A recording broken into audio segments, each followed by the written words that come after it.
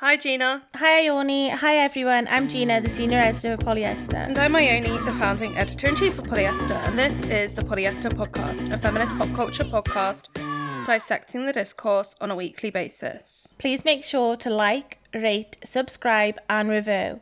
And if you haven't yet, make sure to subscribe to our membership platform for exclusive podcast-centered perks. We're offering exclusive video episodes, secret mini episodes, and even episodes centered on what you want us to talk about across different tier options. Go check it out at the link in our description. Do we have new reviews, Ione? We do, yay! Yay! 5 stars, a podcast worth your 30 minutes. Love this pod and Polyester as a whole. I look forward to the pod every week as it never fails to bring new thoughts to my mind as well as a wee giggle in there somewhere too. The topics each week are always points of interest for me and I appreciate how well researched they are and how the hosts discuss from a political lens. Gina and Ione are great. Big love, Clara from Scotland, which is lovely. Thank you, Clara. Spotify. Yeah, we've got Spotify comments to read. This is from Georgia Quinn saying, I don't know how to leave a review, lol. Is this how? Yeah, kind of. Yeah, it works for me. If so, here's mine. The worst thing about this podcast is unexpectedly cackling as I walk down the street with a stupid grin on my face. It's genuinely embarrassing. Love the content, the banter, and your accents. Thanks, Polyester Pod, new fave, which is so cute. Thank you. Thank you. Then Lowry says, never thought I'd listen to a podcast app that includes both Justin Bieber and Corey's World, but Polyester is just the gift that keeps on giving. I've been listening for over a year now, and I'm always in awe of Ione and Gina's fresh perspectives that constantly dismantle the typical liberal feminist takes elsewhere. Absolutely fab. Love heart, which is lovely. Thank you, Lowry. Thank you, Lowry. Before we got started... What a lovely name. Really nice name, actually. I was thinking that as I read it out. Beautiful Welsh name. Is it? Yep. Nice. Anyway, sorry. Sorry for being gone for 2 weeks. Yeah, things happen, bros and broettes. No. I was poorly, basically. Is the long and the end of it. The long and the short of it. Well, I only was really, really poorly and we also had a print deadline.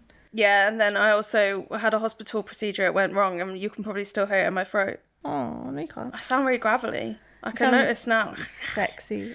Yeah, so I'm still on the mend. But thanks for being patient, guys. Yeah, thanks for waiting for us. And boy, do we have something lovely to talk about today? We do. Do you want to set the scene? The scene is, it's Thursday night. I'm 2 days out of hospital. I'm gelling my hair back, ready to go. And what has come onto Netflix? What?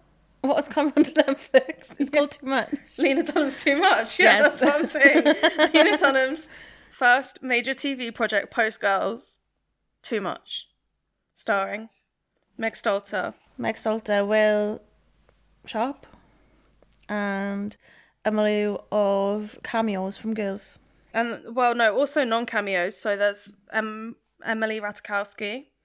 There's Emily Ratajkowski. Who has been away for so long. Like, give it a couple of years ago. We were talking about Rata on the pod, like, every other week. She's really dropped off. No offence. Oh, my God. That's should really dropped out. No, that's what got thingy cancelled, isn't it? For saying that about Greta Thunberg. Well, I think it's a big difference between them I'm talking about Rata, the liberal feminist model, not Greta Thunberg. Also, I think she's probably been, like, cracking on. We just don't, like, run in that circle. No, I don't know, you know. Because, like, she had the book and, like, she was popping off loads about her divorce and then she hasn't really been making the headlines. And she's been raising a child. She's been filming too much on Netflix. She's been filming too much for Netflix. So Amrata's in it also, Adwa Aboa. Richard E. Grant. Model. Richard E. Grant. Richard E. Grant's not the model. Adwa is. He could be. No, I'm actually so sick of Richard E. Grant. Like, I don't like him. No, it's so sad since his wife died. Yeah, it is sad, and I'm glad he's having a nice time, but can you just do it away from me for a bit? He is getting everywhere, to be fair. Naomi Watts. Who pulls one of the best performances. Rita Wilson. A legend, but she was in Girls. Rita Ora. Not in Girls. And I wonder if Lena Dunham can really understand Rita Ora. Well, I think she's trying to blag that she's British enough. Michael Zegan. He's the one who plays the ex, and he was in Mrs. Maisel, and he was in Girls. He worked with Hannah at GQ. Oh, no way. Adele Exarchopoulos. Oh, yeah, from Blue is the Woman's Colour. Didn't recognise her. She had a lovely tan on. No, I didn't recognise her, and then I googled her and I went, ah! Well, I googled the cast. Rhea Perlman. Love. The mum in Matilda, best woman alive. From Barbie movie as well. Andrew Rannells. Legend. And some other people. loads of other, there's so many cameos. Yeah, everyone's famous. Nobody's not famous. So the long and the short of it is, this is like her first new original piece of work. So she has done stuff. So she did that called Catherine Called Birdie or something.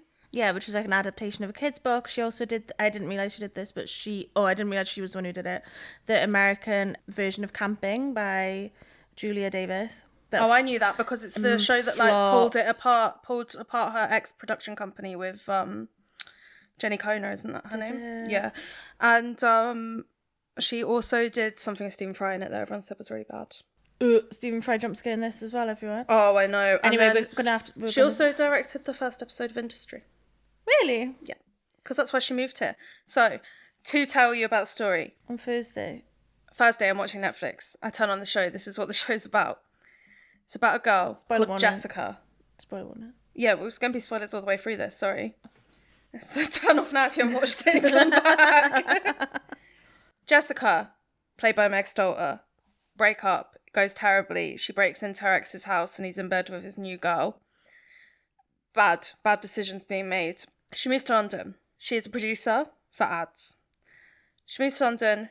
She goes to the pub, the Ivy House, which My local. Well, I didn't know if you wanted to say that, but yeah. Well, one of them. One of Gina's locals.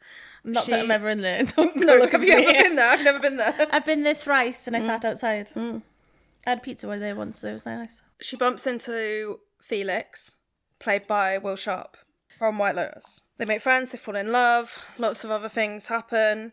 She sets herself on fire. It's basically about, like, falling in love in a new place, I guess. Like, Lena Dunham said that she was really inspired, wanted to make her, like, own great British rom-com, like Notting Hill, like Love Actually, For Weddings and a Funeral, like her and Richard Curtis, basically. It's 10 episodes, they're half an hour each. They're fucking not. What? And I found this out the hard way. Oh, yeah. Okay, do you want to tell everyone your story? So I only watched this Thursday. She's like, you need to watch this show. I was like, okay, I will. I'll watch it over the weekend. We'll do the podcast on it on Monday, I say. Then, obviously, my weekend just happens. And I've managed... Okay, she's very busy all the time and out all the time, unlike me, who just sits at home. So, for example, that weekend I watched all of Too Much and 2 full seasons of The Handmaid's Tale. Ioni's feminist weekend. I'm also recovering from surgery. So I watched 2 episodes on Friday, hate it, fuck it off for ages, have a massive barbecue at my house on Sunday because it's hot, everyone leaves, I clean up with my husband, get into bed, I'm like, oh, let's watch a couple of episodes of Too Much, me and Ione are going to do the podcast on it this week. Text only been like, putting on the 3rd episode of Too Much now. Ione goes, oh really? Because you have to have it all watched by tomorrow morning. I went, Rawr? She went, it was your idea. I went, fair enough, I will do that then. So I watched... This is so uninteresting. So Gina watched It is interesting. I watched 4 episodes on Sunday night and 3 episodes this morning. And also, none of the episodes are the same length as each other. So I was in my fucking calculator app on my phone being like, 36 times 5 divided by 60 to try and work out what time I need to wake up to watch however many episodes. Is it fuck? One of them's 55, another one's 56. Well, let's get to the content then. So it's actually going to have been worth it for people. So as Gina said, she fucking hated it. Well, did you hate it all the way through? No, I thought the middle was really good. And then I thought the end was terrible. What do you mean by the middle? The episode 5, 6 and 7. Which I think aren't really about them two falling in love and are more about like their backstories. And I found those way more engaging.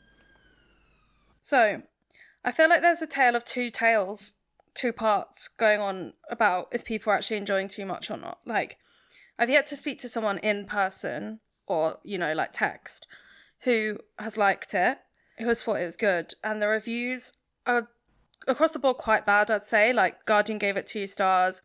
Loads of people are saying it's like quite cliched. Loads of people are saying it's like too much review on the standard Lena Dunham uses her generation shaping voice. Also, if I have to read one more like interview or review of this that misquote the girl's quote, and I bet it's me that's wrong. You can tell me if it is. First episode of Girls when she's having dinner with her parents and she goes, in my mind, I am a voice of a generation. No, she says I'm a voice of my generation. No, she doesn't. She does. You think of the fucking magazines on fact checking? What? You're wrong. You playing a YouTube clip? Yeah. Go on. I don't want to freak you out, but I think that I may be voice of my Oh, generation. you're right. Or No. at least a voice Both of us are right. of a generation. That's lovely. That's really nice. That's I love that. You know what? Nothing better can happen than everyone being right in those kinds of debacles and debates. Well, we're both right then. Well, and then all these articles have not got it right. Wrong. Well, that's the thing, though. If you cut off a quote from being a full quote, it's wrong. Tell them. Like the blood is thicker than water one. Well, if it changes the meaning, that's the journalism school thing, isn't it? Yeah, exactly, which I would never do. So then, but on Instagram, and I will say, I have a lot of mutuals with Lena Dunham, which may influence this. Yeah. Everyone's loving it. Well, I think the thing is, it's not good telly, but it's good. It's easy to watch. Well, I thought you were going to say it's good to know Lena Dunham. But it's lovely to know Lena Dunham. And if she wants to reach out, she can. I think there's a few problems with it. I think through trying to make this kind of like love letter to British rom-coms, it becomes like a pastiche rather than like an original thing of its own, which is obviously what Girls felt like so much. Like, even though it was Sex and the City for millennials or whatever, it felt like it was exploring something new and that like a type of person and a type of like person living in a certain way that hadn't been explored on television because it was happening there and then, if that makes sense. Yeah, defo. I think like the Girls woman was like a non-ambitious woman, or like a woman without a set career, which hadn't really been explored before. I think it's not even about ambition, it's about like drive, right? No, not drive, I don't know, whatever. Anyway, we're not talking about Girls. B, I think there's like a huge problem. So it's loosely based on Lena Dunham's own life, and she's made this with her husband, who she moved here to make the first episode of Industry, was set up on a blind date with her husband, and they fell in love, cured all each other's trauma and stuff, figured it out. But it's obviously been changed, and it's obviously not real.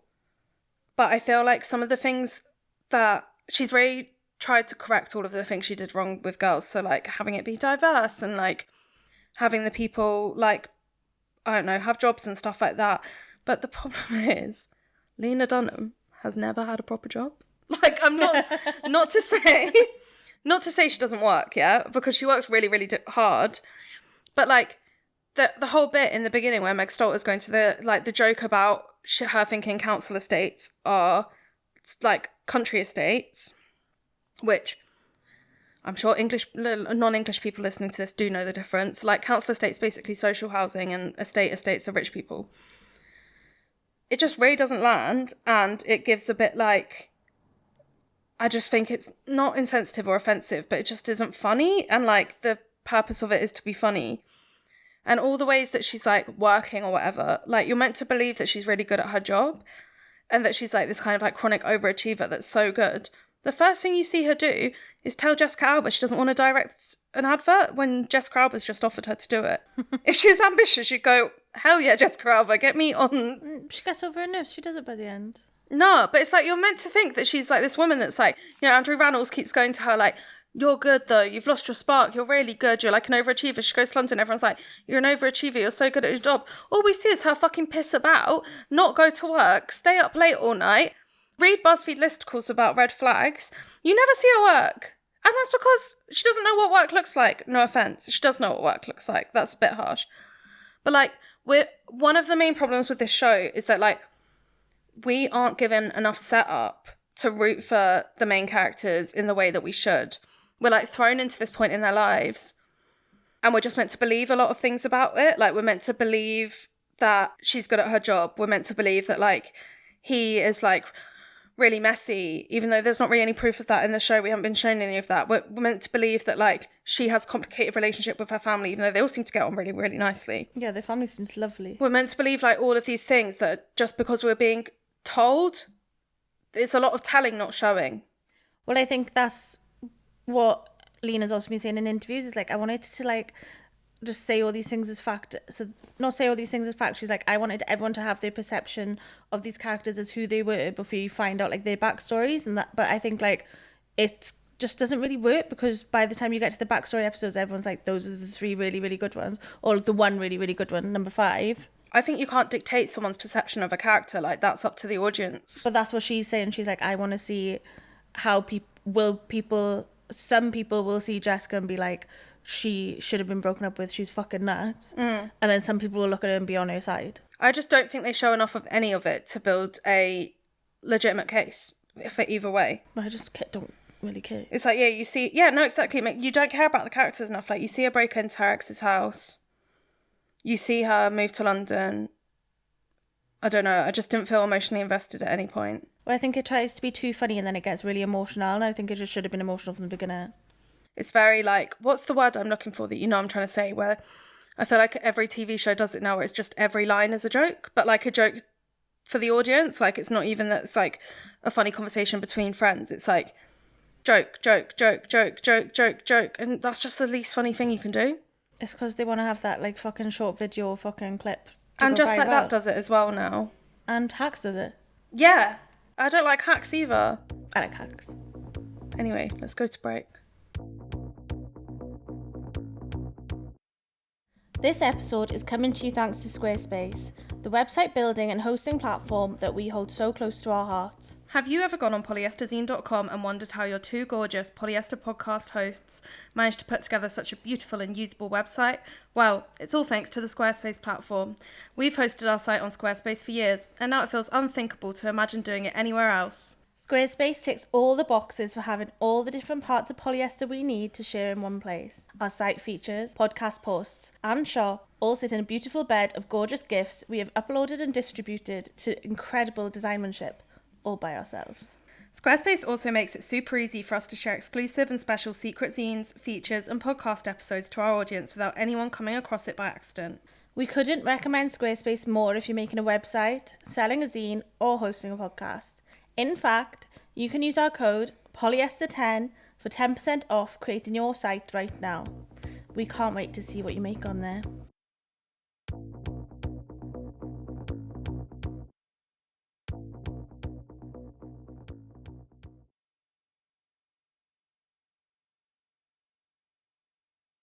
We're back. Another thing.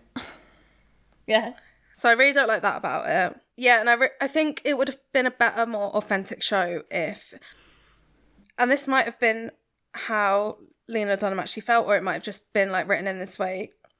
But, like, so she moves to East London. Also, let me just say, these may be things that, like, don't annoy people who don't live in London, don't live in Britain, because, and I try to, like, not care about that as much. Like, you know, when you came out and everyone was like, oh, how's he walking from Oxford to Greenwich? It's like, it's TV, it's not real. Who cares how realistic it is? Like, it literally doesn't matter.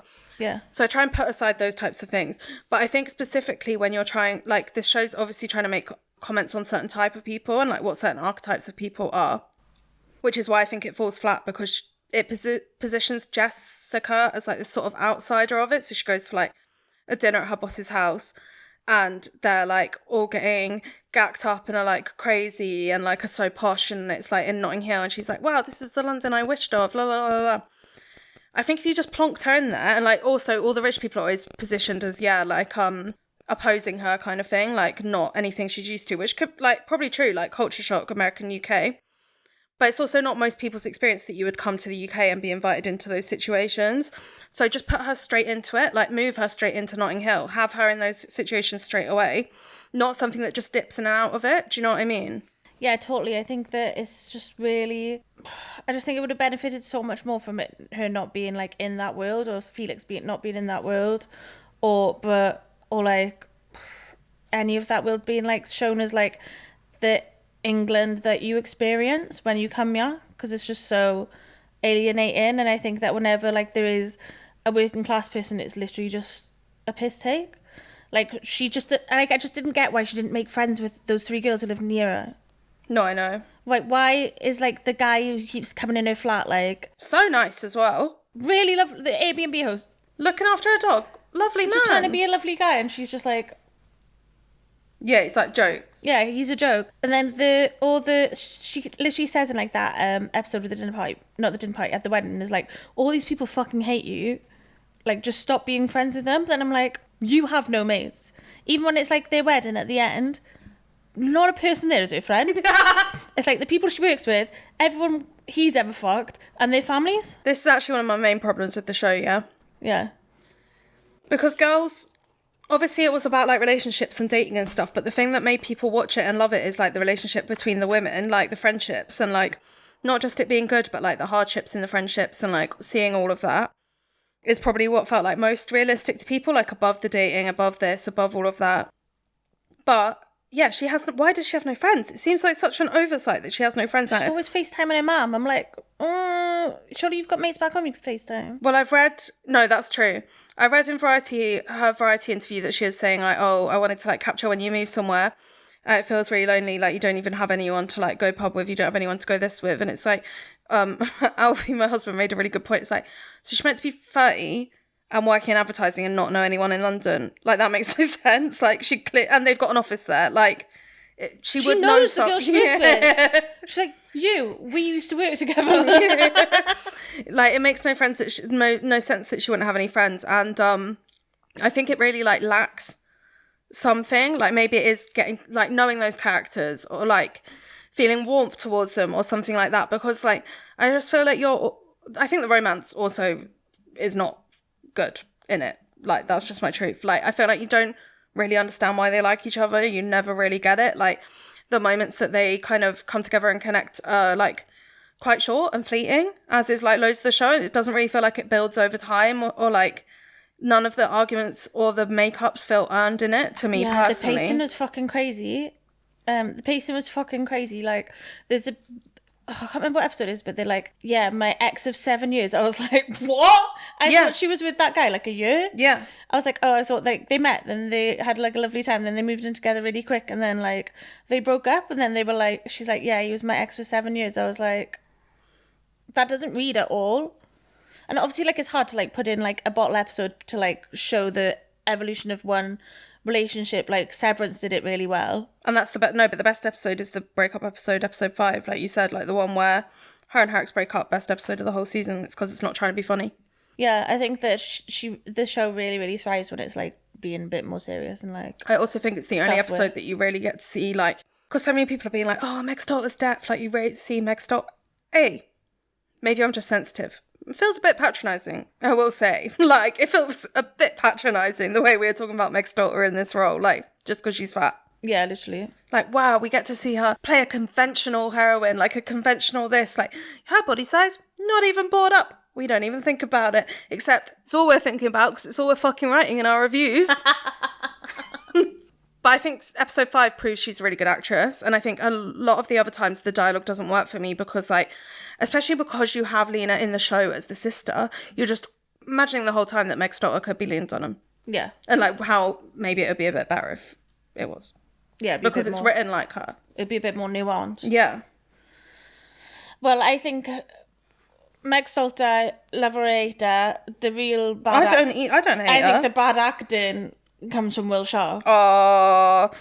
Who plays, quite possibly, the least attractive man, sheerly, purely, only based on personality, that I've ever, like, seen with my own two eyes. He's so fucking helpless. He gets by on being like, oh, I'll reheat your soup for you. You need to look after yourself. Yeah. He's got no job. He's thieving off Stephen Fry. He's meant to be like a nice soft boy because he speaks to Jess in therapy speak.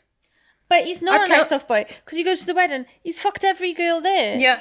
But like she's the one that turned it round, and you're supposed to be like, wow, isn't it amazing? This like fat American girl who's so like not of his world is the one that like turned it round for him. But really, he's probably speaking to all of them, and it's actually said in the show that he did speak to all of those women like that. Like there's a bit where in the wedding where this girl comes up to him, it's like, I thought we really had something, and then you fucked me off, and now I've fucked my therapist. Yeah. Like, he's not a nice guy. Yeah, and again, you don't feel like his, like, it's fine if he's a fuckboy and then he was, like, getting, like, reformed through the show or whatever, and you did, like, show this love be the one that turns it around. I just don't think you see it at all. No, you don't. Like, you can really just imagine him turning around and fucking her off as well. Also, why is he wearing eyeliner and nail varnish? Like, sorry to love gender norms, but I hate. Well, I know where he is, because he's a fucking weasel. He's playing that type of man where you're like... Googling red flags, she should have just looked at his fingertips. What? His fucking tattoos, mate. And then... We've not spoken about this.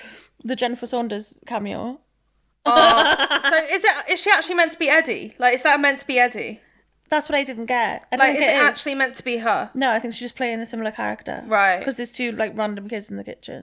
Because I was like, oh yeah, of course. Yeah. So many of the episodes have, like, a smug little bit where they get someone in to play this, like, one-time role. Like, same with Andrew Scott. Yeah. Because she's just, like, being like, look... it just reads to me, like, Lena Dunham's being like, look at all the cool mates I have in London. No, And I've got them in my show. And it's kind of like how Emerald Fennell had, again, Richard E. Grant in her film. Richard D. Grant, I told you, gets about. But I also think that there's this big thing about people trying to be nice about too much. I'm not saying it's impossible to enjoy it and watch it. I mean, I can't personally understand it, but... You didn't enjoy it when you were watching it a bit? No. Like that episode 5, yeah, I thought, good, yeah, that's good. Rest of it, I didn't enjoy it. Like, I could have turned it off at any point and not kept watching it. Well, I could have, but the thing is, I'm not like a connoisseur of this television, which is where we divert paths. You watch so much telly and you like, I think you've got a better understanding of what a show like this should be. Tell them. But what I was going to say is, I think there's been basically everyone fucking hated Lena Dunham for ages. Like, you could not move for it. And that is true. It is true. And that is true. Let's be honest about it though, because I feel like people are already trying to do some like revisionist history here.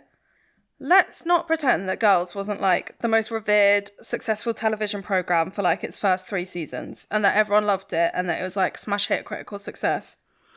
It was only in the later seasons in which the quality went down and Lena Dunham started moving mad and saying cancelable things every other week that people didn't fuck with it anymore. Yeah. And Girls did get bad. The end of Girls is dog shit. The last series is so fucking bad. Terrible. Awful. And so I think people just seem to act like Lena Dunham's always been this scorchingly hated woman. I'm not trying to say like her life probably wasn't really terrible. Like the way people spoke about her body was disgusting. She's had a rough time of it. Jack Antonoff clearly a cunt. Like all of these things are true. But I feel like now people are kind of trying to like overcorrect. Do you know what I mean? Like they're trying to be like, we have to accept her. Like she is this once in a generation talent. She was like unfairly maligned. She was this, she is that, she is that. People are going like so far the other way with it that they're basically setting her up for a fall again. Because, like, they're just, like, elevating her to, like, this God status again. Like, oh, a once-in-a-generation talent. Oh, you know, she writes this experience like no one else. She writes this. She likes... It's like, is it true? Like, Tiny Furniture is okay. I didn't love it. I haven't watched it in, like, 12 years. So I might have rewatched it and been like, it's amazing. I haven't been inclined to. Beginning of Girls is really good. Everything else that she's produced since is middling to quite bad. Including her book. Including when she had that magazine. Like, I don't want to seem like I'm, like, being number one Lena Dunham hater, because I know I do that a lot. But, like, maybe she just is not that good. Well, it's just really patronising as well, I think. Why? To be like, she's a once-in-a-generational talent. Patronising too? To her. Why? Because it's like, she did this amazing thing. I think thing. it's the opposite. I think it's blowing smoke up her ass. I don't know, there's just something about it where I'm like... people being like, she depicts womanhood and she shows like all the gross and weird bits and she's like fat as well and like well done, we need to really like hold her close and cherish her. Like just fuck off, just view it from the same lens as anyone else. Like some projects good, some projects bad. And you're so right about Girls. Like my dad was watching it before I was watching it. No, yeah, exactly. It was like a HBO show. Yeah, I think it's like really just ridiculous to say like it was like never considered good in its time or whatever. Like how so many people love to do now. It's like universally loved. It was literally universally loved and acclaimed. Yeah, it was like very, very acclaimed. Now just a new generation have found it. Well, that's the problem with fucking everything. And everyone just wants to be like the first person to like something, don't they? Alf said a really funny thing about Too Much as well, where he was like, her favourite thing to do, and it's been the same since Girls, is have like middle to upper class white people dancing really embarrassingly to rap music. It's like her signature move at this point. And he was like, and that's funny, first time you see it, but she does it every single episode in Too Much, like it happens 5 times. Final thing, I think they really mishandled the Instagram going live. My theory, Instagram paid for it. Instagram, that show, or every single Instagram thing, it partnered with Instagram. Instagram was made such a central part of the show in a way that felt like so unnatural. And I quite like the central conceit of like Jess having a Finsta that she posts private reels to. Like, that's quite interesting, and I feel like I haven't seen that before.